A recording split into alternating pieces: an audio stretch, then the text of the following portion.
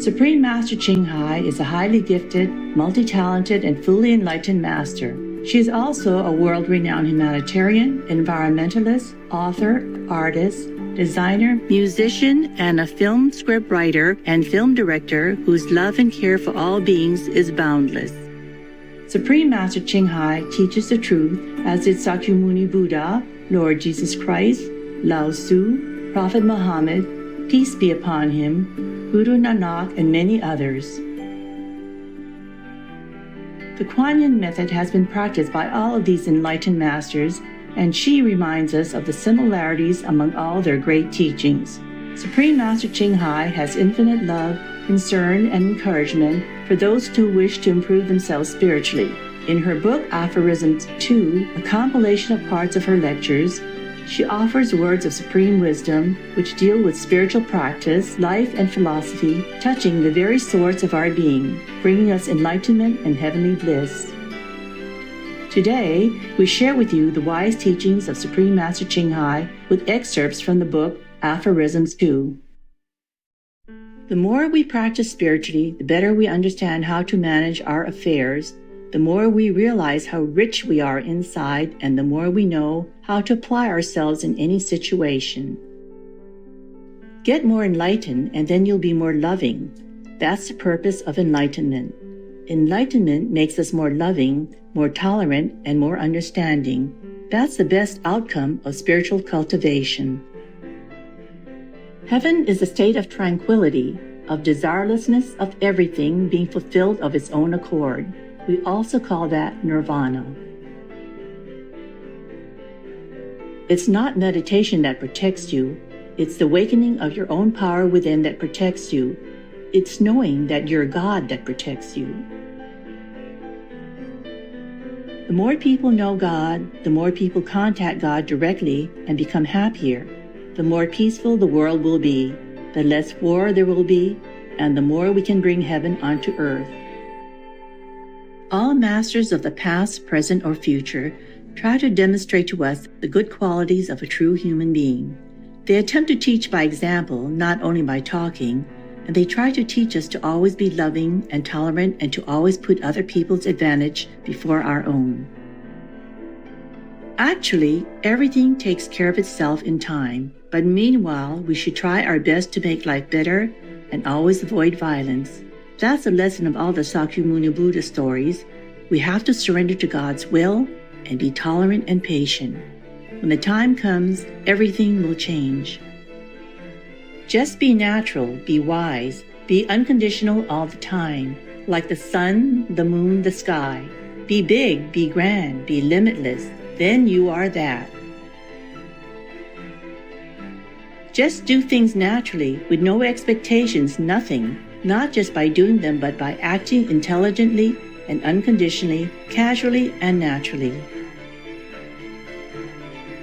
When you have a lot, give some to those who have little.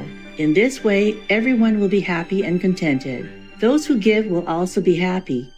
Try it to see. It makes us feel good to give. When we make others happy, we ourselves also feel good. We feel like we fulfilled our responsibilities.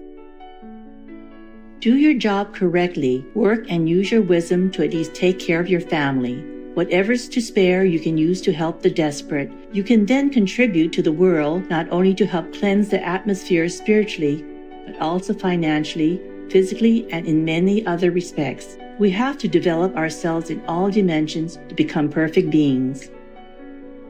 When God gives us disadvantages, He also gives us advantages. So if you think you have disadvantages, try to find out what advantages God has given you to balance your life, because God does give. Don't dwell on your disadvantages and dampen your spirit. Instead, go into your advantages, go into your talents, go into the positive side of life that God granted you, and thus uplift yourself. After our wisdom has been reclaimed, we become wiser and more loving each day, and we might automatically want to help whoever comes to us. We will feel the pain of others as our own, and will want to bring happiness to everyone with whom we are in contact. Try to have some consideration, not because of other people, but for yourself. to elevate yourself into a much higher sensitivity of consciousness.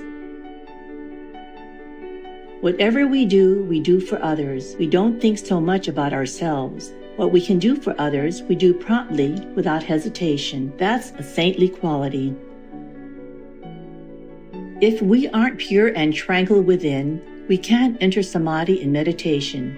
The more tranquil we are, the more we'll progress and the more mentally relaxed and happy we'll feel. We'll also become increasingly clever. It's important to constantly fix your mind on the quest for enlightenment. That's the only way to make yourself progress very quickly. Whatever you want, you'll get. That's the law of the universe. Whether you want bad or you want good, you'll get it. It's just a question of time. So watch it. Watch what you want. Each time we serve the public in a noble way to reunite them with the Father, Mother, or to spread the good news for their liberation from suffering, we earn an extra first-class ticket or something like that to heaven. We are very fortunate. It's not that we really want it, it's just a reward.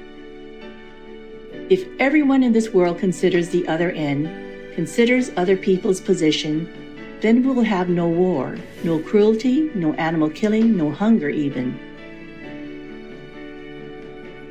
We can save ourselves right now by turning to the vegan diet, which is benevolent and very compassionate. And by being compassionate to others, heaven will be compassionate to us. The law of cause and effect is always very correct. In order to have everlasting happiness, to be more peaceful, we need to use our concentration to go to a higher dimension so that we can learn of the nobler purpose of life and the nobler wisdom of the universe. Then we can become complete beings, not just successful executives in this world, but also saints and Buddhas to bless the world and the universe.